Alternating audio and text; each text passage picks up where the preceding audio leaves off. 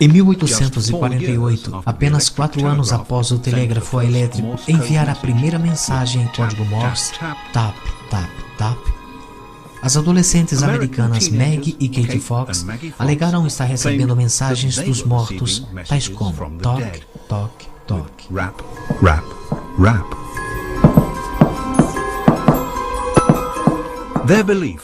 Suas crenças de que a personalidade humana continuasse a existir após a morte e tivesse o poder de se comunicar trouxe o nascimento de uma nova religião, o Espiritismo. I have a lady in the spirit world, okay? It's a mother lady in the spirit world. She's really coming through. And she's talking to me about the 17th. My mother passed away on the 17th. Oh. Hoje, existem centenas de milhares de seguidores espalhados pelo mundo afora. Muitos procuram o Espiritismo na esperança de receber uma mensagem do além. E mesmo após 150 anos de história do Espiritismo, ele ainda continua a revelar um curioso e surpreendente relacionamento entre as comunicações que contornam esse mundo.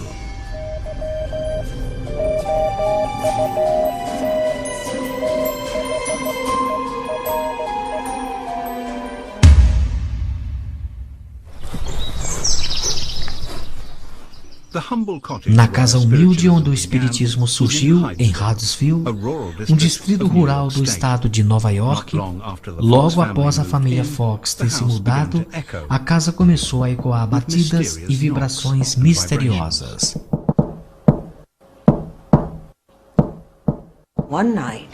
Em certa noite, toda a família vai mais cedo para a cama e as estranhas batidas começaram.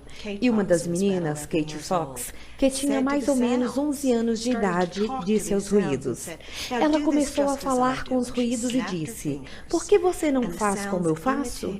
E ela estalou os dedos e as pancadas começaram a imitar o som que a criança produzira.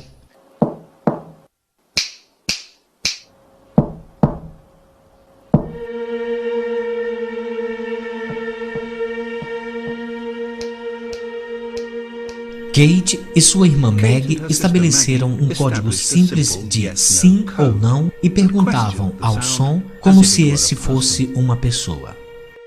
E a história que o ruído contara foi que ele era o espírito de um vendedor ambulante que fora assassinado e enterrado no porão da casa. E como a notícia se espalhava pela cidade, as garotas concordaram em repetir o feito para uma crescente audiência e, claro, uma crescente especulação.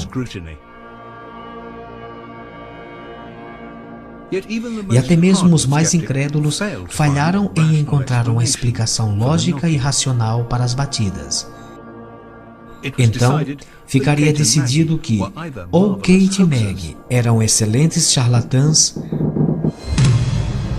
ou que estariam mesmo se comunicando com o mundo espiritual.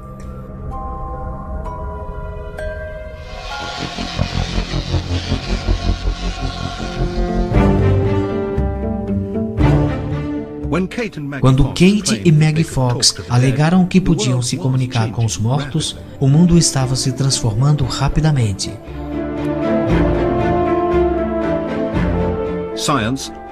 A ciência estava desafiando velhas certezas. A segunda metade do século XIX testemunhou mudanças enormes na maneira de se praticar a ciência, e reivindicações científicas e o desenvolvimento tecnológico. Tantas novas invenções estavam mudando as fronteiras do possível. Câmeras, trens, telégrafos, mudando a maneira das pessoas fazerem as coisas, mudando a maneira das pessoas se relacionarem uns com os outros. Também, o telégrafo transatlântico permitiu que as pessoas se comunicassem através do Atlântico, e o imenso Golfo também foi conectado. Havia tantas coisas novas, parecia que qualquer coisa era possível. Se as pessoas podiam se comunicar através do telégrafo, então por que este mundo não poderia se comunicar com o outro? E acho que o que estava acontecendo deu a Kate e Maggie um suporte maior de legitimidade. As pessoas as levavam a sério, porque aparentemente havia muitos milagres acontecendo em torno deles. Os acontecimentos na casa das irmãs Fox deram início ao Espiritismo, uma religião baseada em contatar espíritos de pessoas após a morte. As comunicações, através de batidas diferentes, espelharam a nova tecnologia do telégrafo. Os espíritas veem o telégrafo como um símbolo do que eles fazem. Eles estão fazendo uma ponte sobre o abismo entre os vivos e os mortos. Eles estão usando um tipo de telégrafo celestial, como são chamados, que nos permite comunicar com os nossos falecidos entes queridos. Apesar de suas crenças em vida após a morte não ser nenhuma novidade, os espíritas afirmam que as comunicações com os mortos eram bem-vindas, eram revolucionárias. Uma das coisas que eu acredito ser facilmente esquecido hoje em dia é que, em geral, antes de meados do século XIX, receber a visita de um espírito era um acontecimento genuinamente herético ou assustador. Era ainda uma evidência absoluta de insanidade ou de uma visita do demônio. E que através da ajuda de espíritos ou atos carismáticos, charme e magnetismo, Kate e Meg muito ajudaram a popularizar uma ideia que dizia que os espíritos são bons e que a vida após a morte é boa. E esta era uma ideia muitíssimo radical. Qualquer um que, assim como as irmãs Fox, acreditasse que pudesse fazer contato com outro mundo através dos espíritos, ficava conhecido como médium. As irmãs Fox foram as catalisadoras que fundaram essa ideia toda de que pessoas do outro lado estariam se comunicando. E elas assentaram algo na consciência do mundo naquela época, da qual abriu uma porta para outras pessoas com episódios de mediunidade em suas vidas que eu chamo de algo vivo, abençoado, que pode caminhar entre os dois mundos, e é isso que a mediunidade é. Muitos espíritas consideram que os médiums são apenas outras formas de tecnologia. Os médiums são aparelhos telégrafos orgânicos. Eles são a linha final do telégrafo espiritual. Os médiums são, na realidade, comparados às placas fotográficas. Eles trabalham bem no escuro, são sensíveis a certos tipos de luz ou vibrações. Uma epidemia de acontecimentos espirituais se espalhou pelos Estados Unidos assim que centenas de homens, mulheres e crianças de todos os níveis sociais afirmavam que também eram médiums. A carreira da mediunidade é uma boa maneira de avançar e começar. Você é visto pela sociedade e você é notado por pessoas que estão acima de você na esfera social. Você é notado por cientistas, homens famosos e muitos jornalistas. E isto é definitivamente uma ruptura na importante barreira social. No final do século XIX, havia uma massiva migração da Europa para os Estados Unidos, das florestas do oeste cruzando o país. E o Espiritismo aparentemente permitia que essas pessoas mantivessem contatos com suas raízes. As pessoas estavam mudando. Elas não estavam apegadas ao clero da igreja como estavam no passado. Se alguém morresse ou você se mudasse para uma nova comunidade, quem estaria lá para te dar forças? Então, essencialmente, o que se tinha era de acordo com a mudança das pessoas. Elas estabeleciam uma nova família para o morto, já que eles não mais teriam uma extensão familiar por perto. O Espiritismo providenciou respostas às perguntas sobre vida após a morte de uma maneira que as religiões já estabelecidas falharam em fazer.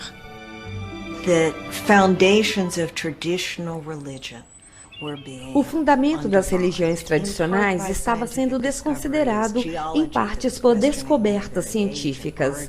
A geologia estava questionando a respeito da verdadeira origem e idade da Terra e de seus habitantes. E então, mesmo as pessoas que tinham medo, e ainda têm medo hoje em dia do céu e inferno, pelo menos agora têm um senso de que entendeu como a vida pós-morte deve ser.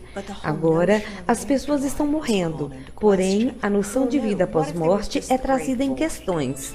Quem sabe? E se for apenas um grande vazio? E o que começou a acontecer foi que o Espiritismo estava nos dizendo que deveríamos ter uma visão confortadora da vida no além. Não havia inferno. Então, de alguma maneira, o Espiritismo eliminou a ideia do inferno e do grande vazio.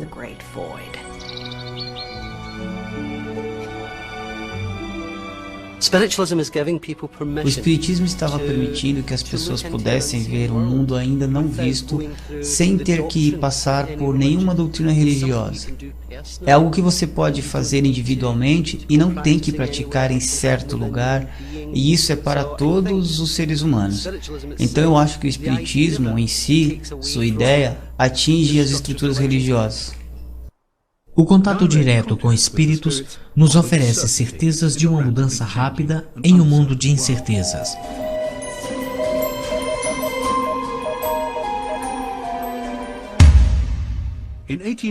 Em 1852, apenas 4 anos após os primeiros acontecimentos em Huddersfield, o Espiritismo chegou à Grã-Bretanha.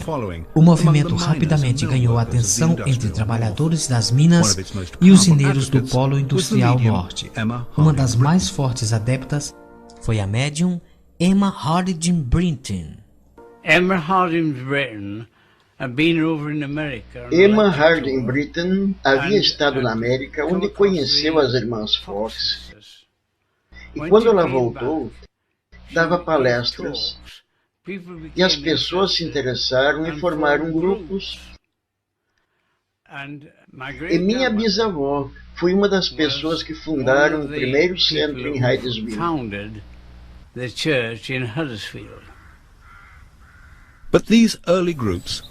Porém, esses grupos pioneiros não eram tão populares assim.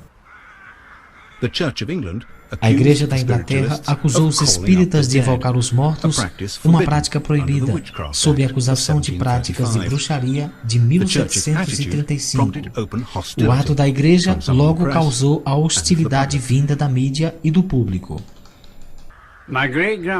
Minha bisavó realmente aderiu a essa causa para representá-la porque as pessoas estavam tentando despedaçá-la.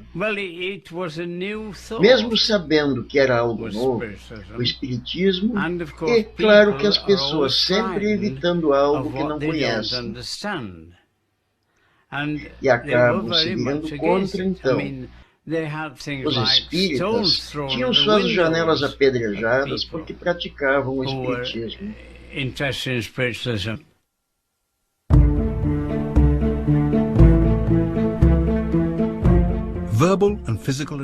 Os ataques físicos e verbais não atrapalharam o crescimento do movimento.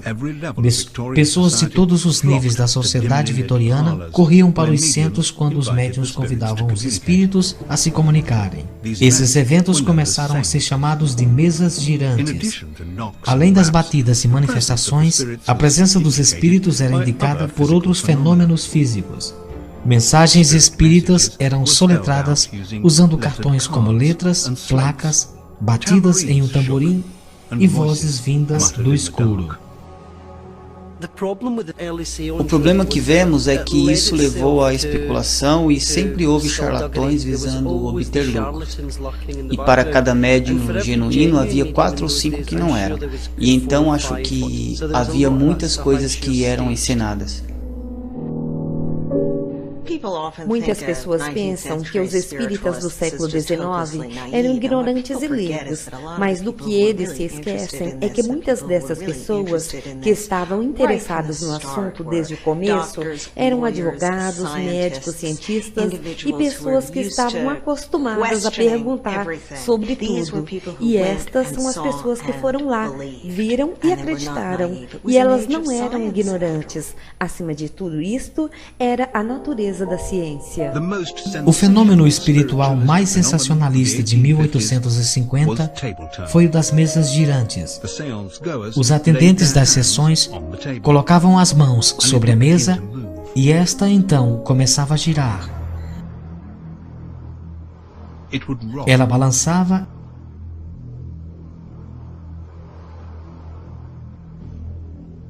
e girava.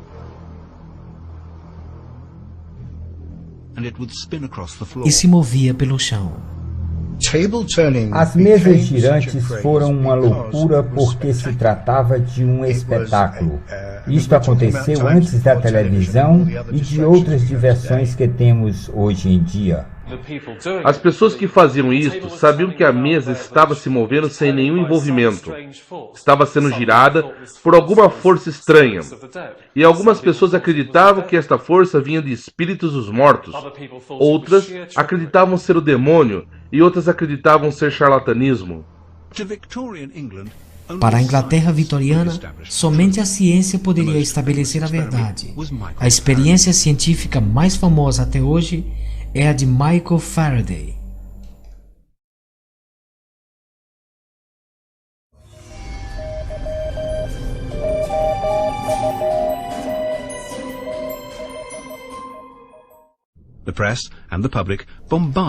A imprensa o bombardeou com pedidos de investigação. Um pioneiro no campo da força elétrica e cristão assumido, Faraday era profundamente cético em relação a qualquer fenômeno espiritual. Após atender 2 sessões, ele voltou ao trabalho em seu laboratório para divisar um experimento científico para ver se havia explicação lógica para o movimento das mesas. Faraday aborda as mesas girantes como um problema nas forças físicas. Então ele construiu uma máquina para distinguir o que era fraude e o que era força real. Ele consiste de 2 pranchas separadas por rolos de vidro que permite o movimento entre as 2 superfícies, que aumenta qualquer tipo de força horizontal, mesmo quando pressionado para baixo. Então, com este aparelho, Faraday quis mostrar que quando os praticantes de mesas girantes colocavam suas mãos sobre a mesa, haveria um movimento. Haveria um movimento para a direita e para a esquerda, indicando a presença de uma força horizontal.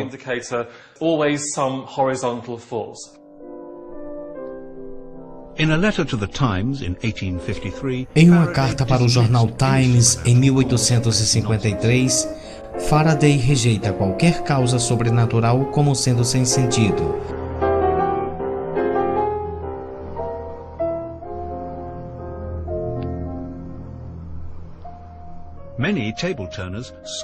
Muitos praticantes das mesas girantes discordaram das conclusões de Faraday. Eles não conseguiam entender como um contraste de pressão horizontal poderia responder pelo movimento dramático a que eles estavam presenciando. Ainda que o voto da ciência prevalecesse e a loucura pelas mesas girantes diminuísse, em 1863, a revista Punch publicou uma caricatura sobre o trabalho dos médiums. Quando o médium Daniel Douglas Home apareceu no cenário londrino, produziu um fenômeno que fortemente colocaria o espiritismo de volta às primeiras páginas. Os espíritas ainda o consideram um dos mais espetaculares médiums de todos os tempos. Após as sessões da Sociedade Londrina em 1868, Home aparece não somente para desafiar as leis da física, mas para resolver tudo de uma só vez. Testemunhas afirmam que ele levitou saindo por uma janela e voltando pela outra. Daniel Douglas Home era, eu acho que posso dizer, que ele foi o médium mais poderoso que apareceu nos Estados Unidos e Europa. Não somente Londres, mas na Europa em si.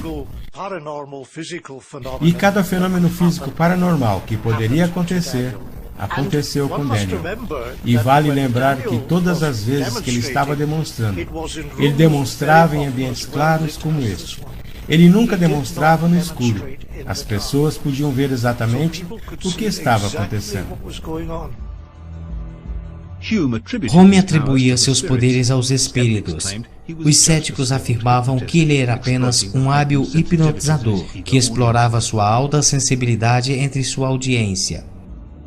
Como a ciência poderia encontrar a verdade? Quando algum cidadão vinha para uma sessão, eles eram avisados sobre o estado da passividade da mente aberta, que é necessário para ver as coisas que eles queriam ver em primeiro lugar. Quer dizer que, se forem muito críticos e céticos, talvez eles não consigam ver essas coisas maravilhosas. Provavelmente não conseguirão contatar o mundo espiritual, mas é claro que isso não é válido nas academias que praticam a ciência. Você tem que ser crítico e você tem que estar alerta. E as coisas não são as mesmas que resultam em boas sessões. E é por isso que é tão difícil definir que tipo de ciência o espiritismo pode ser.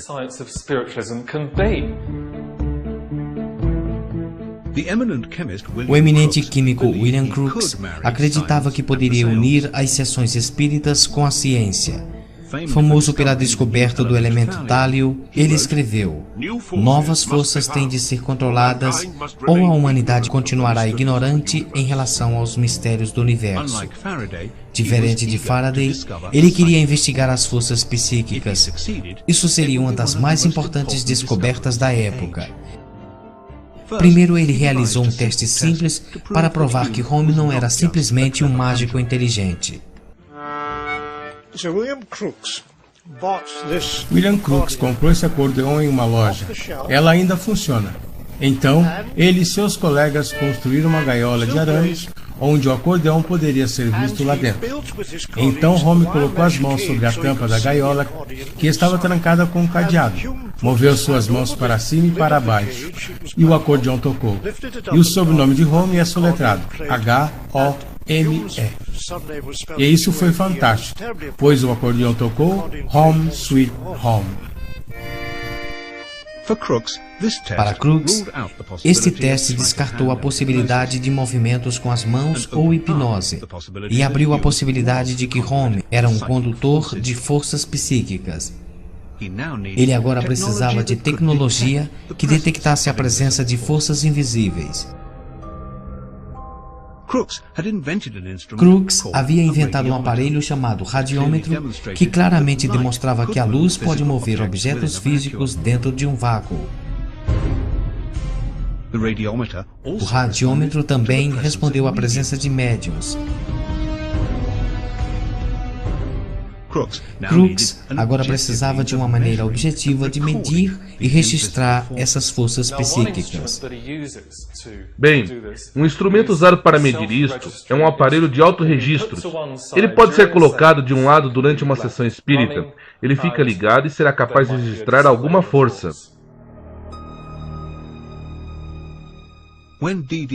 Quando Daniel Douglas Home conseguiu ouvir uma alavanca sem tocá-la, a máquina então registrou o movimento.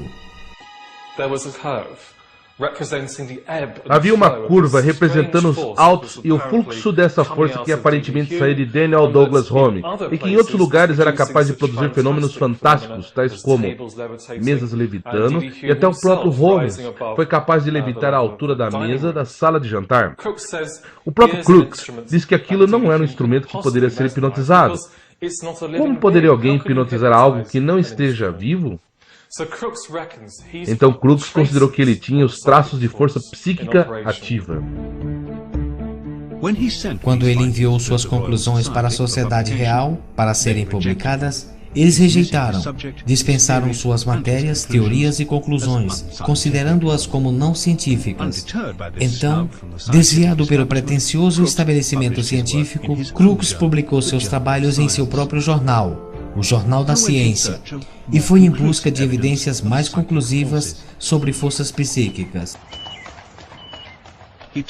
Então ele dirigiu sua atenção para uma médium de materialização, que afirmava poder usar forças psíquicas não para mover objetos físicos como Home havia feito, mas para criá-los. Então dessa vez, Crookes usou a fotografia para registrar os acontecimentos. A médium era uma moça jovem chamada Florence Cook, e suas sessões eram teatrais e ousadas. Florence passava através das cortinas e entrava em um gabinete vazio, que parecia não ter entrada nem saída. As luzes eram diminuídas e ela entrava em transe. Alguns momentos mais tarde, em uma aparição em sua forma completa, emergia de detrás das cortinas e aparentemente deixando Florence em transe dentro do gabinete. Esse fenômeno incrível é uma mulher branca que fala, ela anda entre as cortinas e anda pela sessão, toca nas cadeiras, toca piano, brinca, ri e se diz ser Kate King, que seguira um pirata do século XVII chamado Henry Morgan. Florence, assim como os outros médiuns, permitia que vasculhassem a si própria e a sala da sessão à procura de adereços escondidos. Isto foi em um tempo em que era considerado um risco mostrar até mesmo o calcanhar, e essas garotas tinham o que eles chamavam de investigadores tocando-as, segurando seus corpos, e outras eram levadas para um canto para serem revistadas, do qual era absolutamente extraordinário. E eu cheguei a pensar que ou elas eram grandemente ambiciosas para permitir o que acontecia, ou elas tinham convicções reais de que elas estavam fazendo cumprir a mensagem que deveria ser transmitida. Crooks afirma que suas investigações e fotografias provaram que Kate King era uma forma espiritual genuína e não Florence Cook ou uma outra pessoa disfarçada. Os céticos dizem que sua razão científica estaria comprometida por estar apaixonado por Florence. Com medo de sua reputação, Crooks voltou para o laboratório. Seus conhecimentos científicos falharam em explicar em detalhes os mistérios de uma sessão espírita. Todavia, seu trabalho com o radiômetro o conduziu ao desenvolvimento de tubo dos raios catódicos, que se encontram no centro da tecnologia da televisão. William Crookes foi o primeiro em uma longa fila de vitorianos eminentes cuja aventura de tentar casar a ciência e o espiritismo os conduziu a avanços revolucionários e importantes para a telecomunicação. A tentativa de melhorar o telégrafo em 1876 conduziu Alexander Graham Bell a inventar o telefone, mas ele tinha ambições maiores. Alexander Graham Bell era muitíssimo interessado em comunicações espirituais através de médiuns comuns, mas ele queria desenvolver um aparelho que permitisse a comunicação com o outro mundo eletronicamente. Então, ele fez um pacto com o seu irmão mais jovem, no qual qualquer um deles que morresse primeiro se comunicaria usando preferencialmente este método avançado. Seu irmão mais novo faleceu e certamente Bell não conseguiu desenvolver este telefone para o outro mundo. Então ele nunca pôde fazer aquele contato. Em 1877, Thomas Edison produziu o fonógrafo.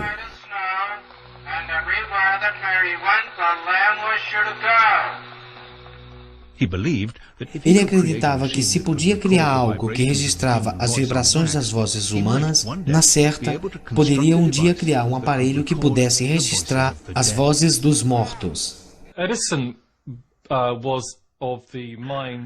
era do tipo que diria: se você puder me mostrar, assim eu posso acreditar. Bem, simplesmente ele não aceitava a autoridade do espiritismo. Ele não aceitava que os médiuns eram intermediários confiáveis do além. Ele precisava de algo concreto, um instrumento que ele construíra e que ele pudesse controlar. E para ele, isso sim se constituiria em prova de vida após a morte. Próximo ao fim da sua vida, Edison afirmou que é possível construir um aparelho tão delicado que, se houver personalidades de outra existência desejando se comunicar conosco, este aparelho certamente vai oferecer uma oportunidade melhor.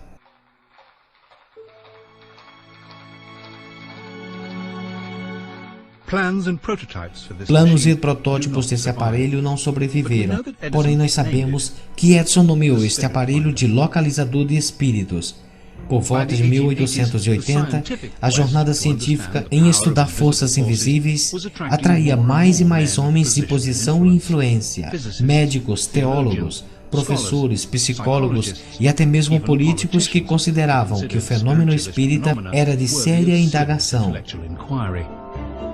Em 1882, um líder acadêmico de Cambridge, de nome Frederick Myers, ajudou a fundar a Sociedade de Pesquisas Científicas. Myers, que era inspirado por Crookes e seu trabalho inovador com Daniel Douglas Home, e o grupo se reuniam regularmente em sua casa em Beckhampton.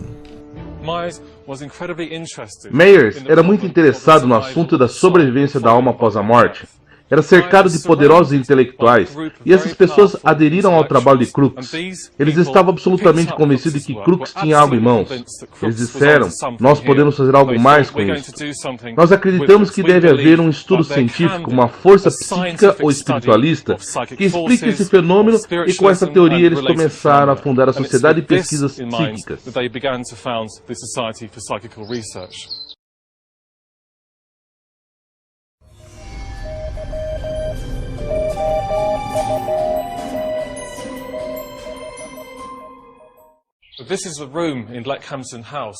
Esta é a sala onde ocorreram algumas das sessões espíritas mais importantes da sociedade vitoriana. Este é o local onde foram testemunhados alguns dos mais espetaculares fenômenos espíritas que eram produzidos por uma senhora italiana, Eusapia Palladino. Conforme se sentaram em torno desta mesa, eles testemunharam coisas estranhas, foram beliscados nos ombros, cutucados por dedos e viram essa cortina enorme sendo assoprada e pareciam ser produzidos por uma força. E uma pessoa que se sentava em torno dessa mesa era Oliver Lodge.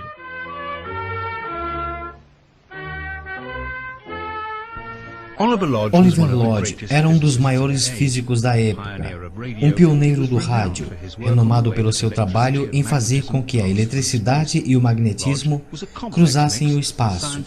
Lodge era uma mistura complexa de cientista, acadêmico e espiritualista. Ele estava interessado em como as coisas imponderáveis poderiam se mexer à distância, e foi precisamente isso que aumentou seu interesse pelo que Palladino fazia. I have one magnet in this piece of wood and another one above it. One will float on the other. That bit of steel is floating in empty space, in vacuum. The air has nothing to do with it. It's resting on a cushion of vacuum. Well, that shows that empty space can support things. We call it magnetism. Well, suas crescentes tentativas em encontrar uma maneira de casar a física com suas pesquisas históricas, sua ferramenta-chave para isso era o espaço étero. E ele achava que suas propriedades eram extraordinárias e não existia um porquê de não ter algum tipo de função psíquica, e que talvez o étero seja o lugar para o qual nós iremos após a morte. There is a great deal of evidence. That evidence has to be criticized. But if the result is that personalities continue to exist, then they must have a physical vehicle for that existence, and that vehicle, I believe, will be found to be ether, which is the entity which fills space. And I can't help thinking that if we understood all that happens in the relation between ether and matter, we might begin to understand something more of what life and mind really are. Oliver Lodge encontrou muita coisa pessoal vinda através da mediunidade, mas como cientista, ele analisava tudo o que se passava e registrava tudo cronologicamente, como um cientista, no que ajudou a encorajar pessoas como Marconi e várias outras a rever tudo outra vez. Pessoas que eram interessadas no som, rádio e ondas invisíveis que vinham de um lugar desconhecido. Oliver Lodge, assim como Thomas Edison, um dia previu que uma forma de rádio espiritual permitiria a comunicação direta com os mortos.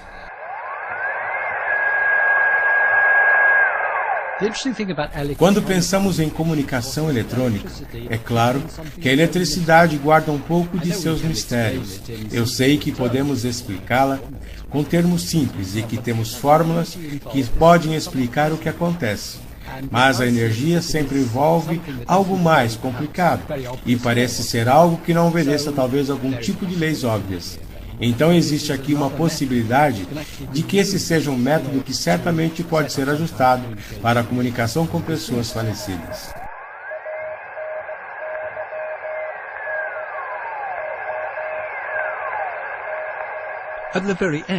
No final do século XIX, quando Marconi testava a transmissão dos primeiros sinais de rádio, ficou de alguma maneira muito espantado quando começou a receber sinais. Ele chegou à conclusão de que talvez fossem do mundo espiritual, e ele então passou o resto de seus anos tentando inventar um aparelho eletrônico que pudesse, de alguma maneira, estabelecer um contato permanente entre este mundo e o além. Sabemos que ele frequentara muitas sessões espíritas e que estava realmente dedicado a alcançar alguma forma de comunicação com o mundo espiritual nos últimos anos de sua vida. Apesar de Marconi nunca ter conseguido um contato eletrônico com os mortos, ele foi o primeiro na indústria de telecomunicações que hoje conecta os 4 cantos desse mundo. No começo do século XX, centenas de espiritualistas abraçaram a nova tecnologia do rádio. Para eles, um aparelho que podia transmitir a voz através do espaço sem a necessidade de um link físico. Estava simplesmente espelhando a habilidade dos médiuns humanos em comunicar-se com os 2 mundos. Estes eram meios que se dirigiam para as ondas de rádio. Eles observavam como ondas eram transmitidas de um transmissor para um receptor. E eu acho que a mediunidade pode fazer isto. Ele admitiu que houvesse uma onda invisível coletada por um tipo de receptor que era então transmitida. A coisa toda, para mim, na realidade, apenas aperfeiçoa o rádio. Quando você vê essas ondas sendo coletadas pela mídia e transmitidas em forma de comunicação. A Grande Guerra de 1914 a 1918 causou mortes em uma escala sem precedentes. Centenas de milhares foram mortos, geralmente sem deixar restos mortais para a família velar ou enterrar. Uma geração inteira estava de luto e as igrejas, as igrejas protestantes não estavam preparadas ou não eram boas em coisas do tipo orações dedicadas aos que partiram. Os católicos romanos eram bem melhores nisso, mas as igrejas protestantes se sentiam acanhadas em relação às orações e isso falhou em confortar uma geração inteira. Desesperados pela falta de conforto que as igrejas falharam em lhes oferecer, milhares de pessoas em luto procuraram o espiritismo. O tédio era reconforto para a morte, e você recebia esperança quando dava esperança aos desesperados deste mundo que acreditavam ter fé, mas que não encontravam uma solução. E a mediunidade parecia ser o melhor remédio para os sofridos, para os que estavam sendo reconfortados, pois havia mensagens voltando aos que se achavam sem esperança nenhuma. Dentre os muitos que morreram estava Raymond, o filho de Oliver Lodge. Um dia após sua morte, Lodge e sua esposa tentaram fazer contato com ele através de um médium, e eles estavam convencidos de que haviam conseguido seu objetivo. Em 1916, Lloyd publicou provavelmente seu mais famoso e popular trabalho, chamado Vida e Morte de Raymond. E este é o livro mais importante que Lloyd publicou no Espiritismo, pois fala da perda de uma geração inteira que perdera entes queridos na frente de batalha. O livro passou por 4 edições em um período de um mês. Ele incorpora muitas investigações com um médium que ele acreditara estar produzindo evidências sobre seu filho que havia passado para o mundo espiritual. E num período de ampla reposição de dor, esse livro trouxe esperanças para milhares de pessoas de que a morte não era o fim de seus entes queridos, que morreram, e sim um passo para o estágio maior e melhor no mundo espiritual.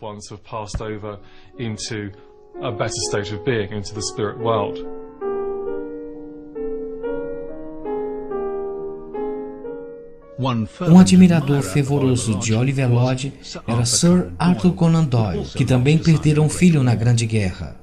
Conan Doyle foi o criador da mundialmente famosa série de histórias de detetives baseadas na arte da dedução clínica e racional. Ainda assim, ele era um espiritualista convicto, que devotara os últimos 20 anos de sua vida em promover esta causa. I certainly don't think it's at all probable. But as I grow older, the psychic subject always grows in intensity, and then one becomes more earnest upon it. And I should think that my few remaining years will probably be devoted much more in that direction than in the direction of literature. Ser Arthur Conan Doyle foi provavelmente um dos maiores propagandistas do espiritismo. Ele viajou pelo mundo palestrando sobre as evidências do espiritismo. Seu testemunho não era somente sobre suas próprias experiências, era baseado também em evidências espiritualistas que outros médiuns providenciavam ao redor do mundo. E ele escreveu uma excelente história de espiritualismo que juntou todo aquele material. This thing is not the foolish thing which is so often represented, but that it really is a great philosophy, and as I think, the basis of all religious improvement in the future of the human race. Here in the experimental studios, a close-up is being taken of one of the members of the staff. Dentre os homens atraídos ao espiritualismo pelo testemunho de Arthur Conan Doyle estava Don Lud Bard, o pioneiro da televisão com a transmissão de áudio e imagens através do espaço.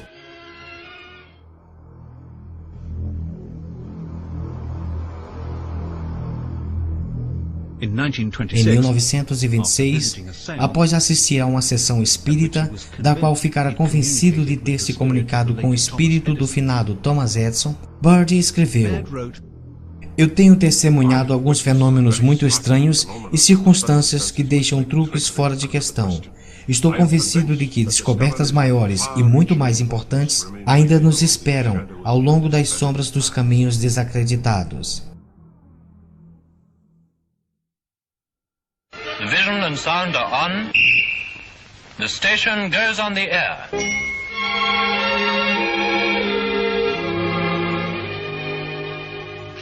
A mighty maze of mystic magic rays is all about us in the blue. And in sight and sound a trace living pictures out of space to bring a new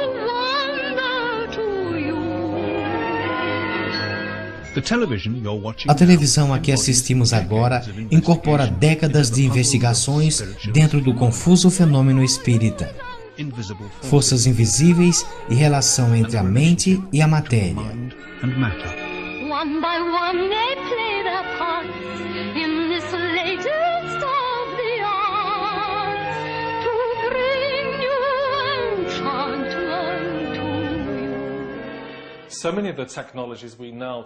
Algumas das tecnologias que temos hoje concedidas, tais como ondas de rádio e tubos de televisão, protagonizaram todas as pesquisas psíquicas.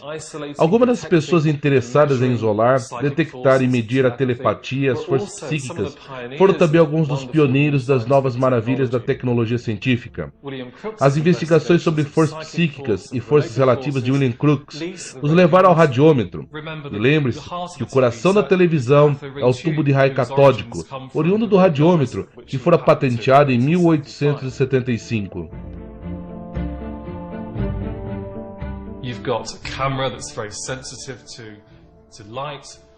Temos câmeras sensíveis à luz que transformam essa luz em um tipo de vibração no éter e a projetam em outro lugar. E uma vez que o éter esteja lá, teremos um link com o trabalho que Oliver Lloyd estava realizando, ou alguma das raízes de seu interesse em como a mente operaria através da distância.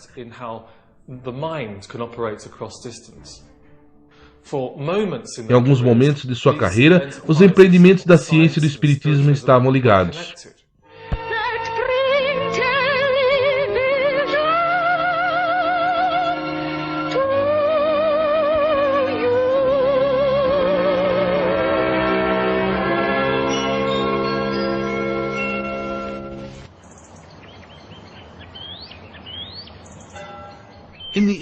Num período entre guerras, a influência do espiritismo provocou um debate acirrado dentro da Igreja da Inglaterra. Em 1936, o arcebispo de Canterbury comissionou uma investigação quanto à habilidade dos médiuns em transmitir mensagens dos mortos. O laudo concluiu que É bem provável que a hipótese de tais comunicações sejam precedentes de espíritos desencarnados.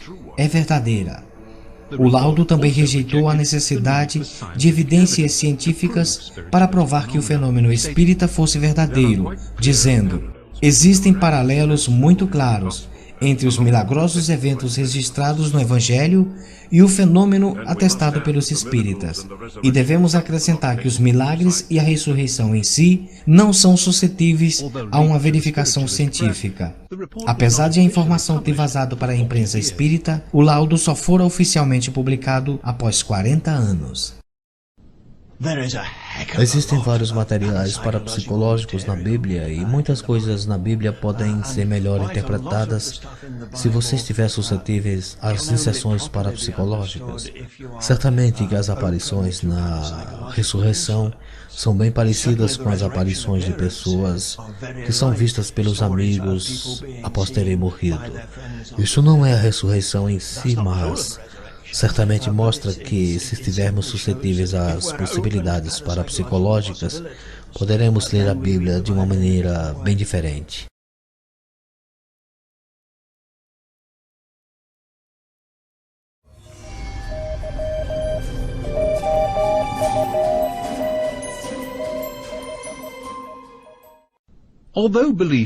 Apesar da crença em fenômenos paranormais ser fundamental para a espiritualidade, muitos adeptos consideram que o aperfeiçoamento do espírito antes de sua partida da Terra seja tão importante quanto o contato após a morte. Bem, a maioria das pessoas, quando pensam em espiritismo, pensam em gente morta. E para minha esposa e eu é uma filosofia de vida. E isso é exatamente o que essa religião é. Uma filosofia de vida. A religião espírita é baseada em um conjunto de diretrizes estabelecidas pela médium Emma Harding Brinton em 1871. Os espíritas escolhem qual dos princípios é mais importante para eles. Eu vivo minha vida baseada no quinto princípio, que é o da responsabilidade pessoal. Eu sou uma adulta. Agora eu sei o que está certo e o que está errado. E eu devo fazer o que é certo, visto que ninguém vai pagar pelos meus erros. Eu devo pagar por eles. E esta é a minha crença, o quinto princípio.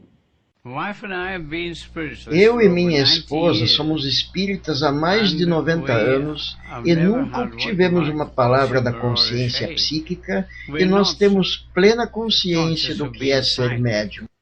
O lado fenomenal do espiritismo não me interessa. O espiritismo é uma filosofia de vida.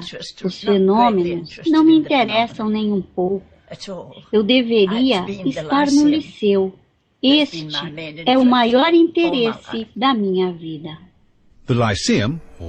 O Liceu, uma escola espírita que funcionava aos domingos, fundada em 1863, teve um papel muito importante na sociedade e na educação, nas vidas dos pioneiros do espiritismo. Meu pai e minha mãe se conheceram no Liceu. Eu tenho fotografias de quando eu tinha 3 anos de idade e eu os acompanhava até o liceu, onde havia uma revelação na educação, e a educação era algo totalmente diferente do que é hoje. E nós fazíamos várias coisas. Nós marchávamos, fazíamos exercícios para o estômago. Nos anos de 1930, Albert e May Saxon se tornaram professores no liceu. Nós não tentamos fazer deles espíritos. Nós nunca tentamos fazer espíritos. Nós fazemos cidadãos de bem. Este era meu objetivo. E eu nunca tentei fazer crianças espíritas. Eu só queria ver as crianças crescendo como pessoas, bons cidadãos. Durante a Segunda Guerra Mundial, a morte já não estava confinada apenas nos campos de batalha. Os cidadãos estavam sendo bombardeados em suas casas. A Igreja da Inglaterra falhara em confortar o novo medo e as aflições daquela nação, e a popularidade do Espiritismo crescera outra vez. Enquanto as notícias de mortes crescentes abalavam as esperanças de muitas pessoas, os espíritas resolveram agir e lidar com o terror chocante das mortes prematuras. Durante e após a guerra, sentávamos em círculo em nossa sala, que nós o chamávamos de Círculo de Resgate. E isto era para ajuda aos pobres espíritos de pessoas que ainda não sabiam que tinham morrido. Eles são lançados com o impulso de uma catapulta para dentro do mundo espiritual. E isso faz com que eles não saibam onde estão. Em um segundo, estão em seus corpos físicos. Em outro, já estão no mundo virtual. Eles ficam confusos. Uma vez que eles estejam em nosso círculo, nossos guias espirituais poderão ajudá-los e mostrar-lhes tudo para ter uma vida melhor do lado espiritual. Resgate por mediunidade, onde o médium afirma estar resgatando um espírito que é pego entre os dois mundos. Eu vejo isto mais como se eles estivessem resgatando a condição e não o espírito. É como um fenômeno fantasma, que a haste de alguém fica para trás. Se alguém morre violentamente, ele não leva a morte violenta para o outro mundo, para o mundo espiritual. É somente o corpo que morre violentamente e não o espírito. Então, o resgate é só para apagar a haste deste mundo. Então, a coisa toda espiritual é as pessoas virem aqui para retirar a negatividade deste mundo e se tornarem limpos outra vez. Qualquer coisa em que pessoas morrem em massa, qualquer um que procure médiuns por sofrimento, terá bons resultados. Porque a tristeza e o sofrimento em massa expandem a mente das pessoas, fazendo-as alcançar a janela onde todos estão. E é aí que os médiuns fazem um bom trabalho, porque é um final feliz quando alguém morre rápido. Em 1943, o navio de guerra HMS Barham foi atingido por torpedos. Naquela noite, Ellen Duncan, uma conhecida médium de materialização, formou uma sessão espírita, na qual, aparentemente, um dos tripulantes mortos enviou uma mensagem para a família, e a nota ainda incluía uma descrição pública sobre a perda de Barham. E Ellen Duncan fora mandada para a prisão sob o ato de prática de bruxaria de 1735 e sentenciada a cumprir 9 meses no presídio de Holloway. Foi uma coisa ridícula prenderem e manterem a Ellen presa por várias semanas antes mesmo de lhe permitirem um julgamento. E eles a acusaram sob o ridículo ato de bruxaria em 1735. É absolutamente patético que na era de 1900 e alguma coisa, eles ainda aplicassem uma lei tão ultrapassada. Houve um clamor público, resultando que, em 1951, o ato de bruxaria fosse substituído pelo ato da prática de mediunidade fraudulenta, indicando que seria aceito a prática de médiuns verdadeiros, que produzissem evidências verdadeiras de contatos com os mortos.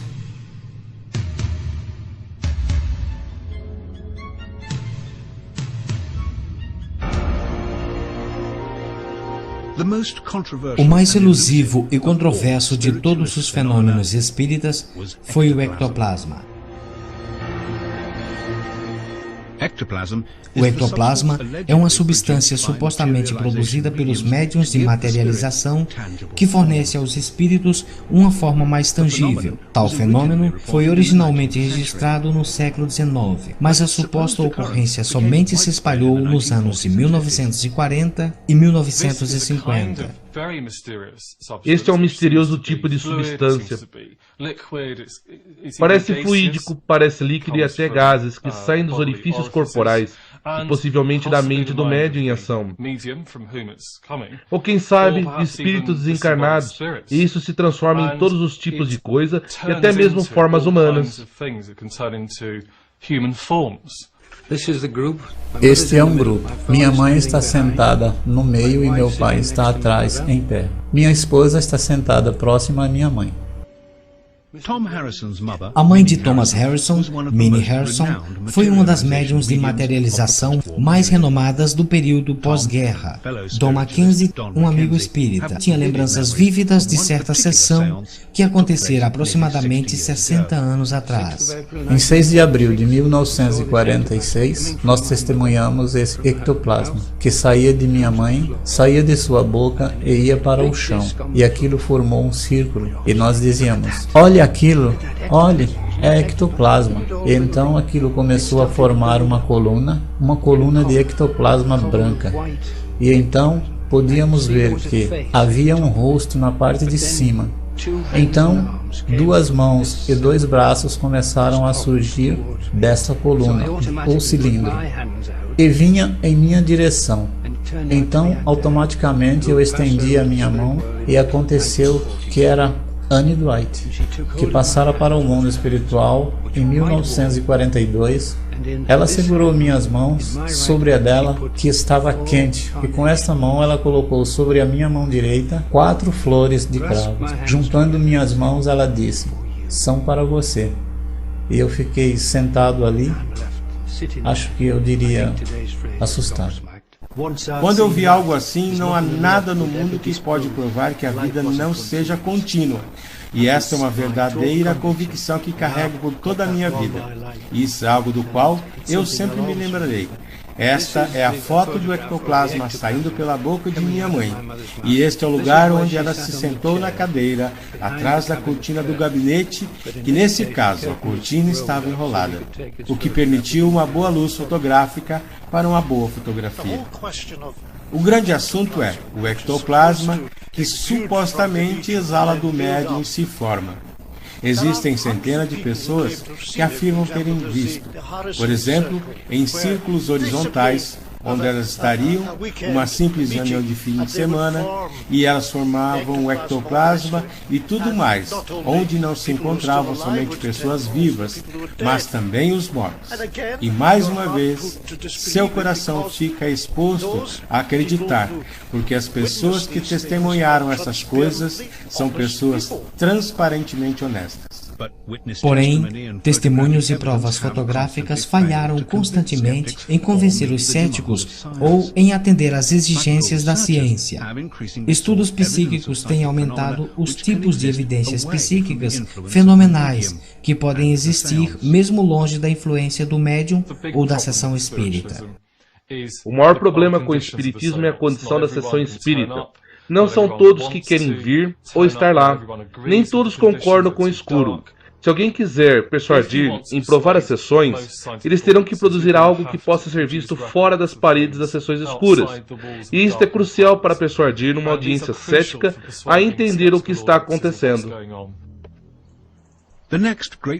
O outro grande sucesso na jornada de encontrar uma maneira objetiva de provar a comunicação com os mortos veio nos anos 50. Isso aconteceu fora de uma sessão espírita, mas aconteceu por acidente. Frederick Jurgenson era um produtor de filmes e documentários. Ele estava fazendo um filme em Bergson e ficou aborrecido quando descobriu que seus tapes foram invadidos por algumas vozes soltas. Ele achou que eram vozes captadas por transmissão direta de rádio, mas quando ele analisou as vozes cuidadosamente, ele notou que seu próprio nome era mencionado.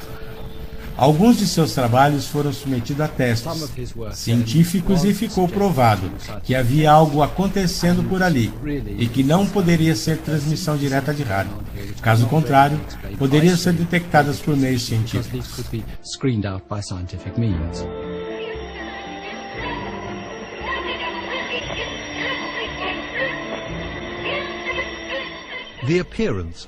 A aparição de vozes misteriosas gravadas em tapes ficou então conhecida como fenômeno eletrônico de voz.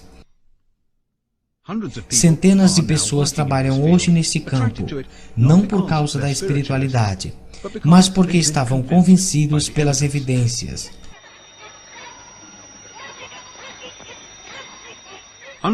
Diferente do contato através do médium, este método eletrônico de tentar gravar vozes dos mortos fora das sessões espíritas parece ter sido levado ao escrutínio científico.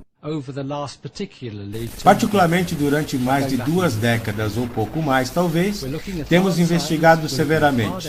Investigamos a ciência, investigamos as evidências, investigamos os resultados produzidos sob as condições que incluem dos princípios e argumentos, com a realidade desses fenômenos. Um dos argumentos seria o da transmissão direta de rádio, que estariam sendo coletadas e mal interpretadas. E a outra, fraude. Não é muito difícil de fazer experimentos onde você possa excluir ambos os argumentos, ou da transmissão direta de rádio e fraude. E são exatamente essas experiências que interessam, e existem muitas delas em evidência muito forte, e que certamente não foram inspecionadas por cientistas que estivessem realmente interessados nessa área. Até hoje, todo o trabalho de gravar vozes dos mortos falharam em convencer os céticos a acreditarem que suas gravações sejam provas de que os mortos possam se comunicar. As gravações já acontecem por mais de 70 anos e sempre parecem que estão prestes a um avanço na descoberta, se tornam promessas e promessas, e do outro lado, eu diria, temos os grandes pioneiros do rádio, etc. E você acha que eles próprios estivessem profundamente interessados em meios de comunicação, teriam projetado algo que eletronicamente pudesse dar provas concretas de que seja, porém, mais uma vez, essas promessas são promessas.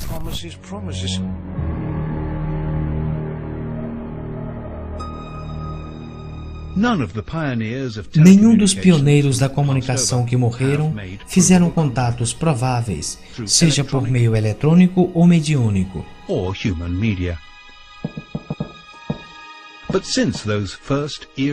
Mas desde aquelas primeiras batidas ouvidas em Hydesville, o fenômeno espírita tem expandido a ambição da ciência e o limite do conhecimento humano.